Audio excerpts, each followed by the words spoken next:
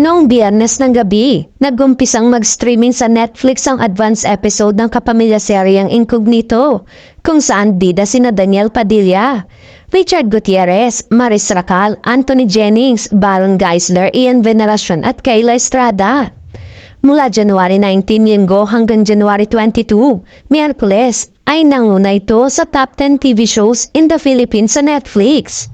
Ang pilot episode ng Incognito sa TV5, Kapamilya Channel, A to Z, TFC at Kapamilya Online Live sa YouTube channel at Facebook page ng ABS-CBN Entertainment ay noong January 20 at tapat ng Incognito ang mga batang riles ng GMA Network kung saan bida sina Miguel Tan Felix, Kokoy De Santos, Bruce, Rahel at Antonio Vinson.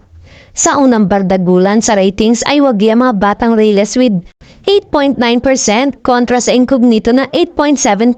Noong Lunes na yon ay nagpilot ang Lolong, Bayani ng Bayan with 10.8% kontra sa FPJ Batang Quiapo na naka 15.9%. Martes, ang ratings ng Incognito episode sa araw na yon ay 9.6% kontra sa mga batang riles na naka 8.4%. Kinabog ng Incognito mga batang inilis sa prime time. Ang walang franchise pero magdaling na content creators na kapamilya sa second day ng salpukan ng mga bagong shows. Paganda pa ng paganda ang episode ng susubaybayan natin sa TV, makikita nga kung alin ang all-out na ginagasusan para mapanitiling exciting ang teleserye at alin ang higpit ang sinturon sa pagtitipid.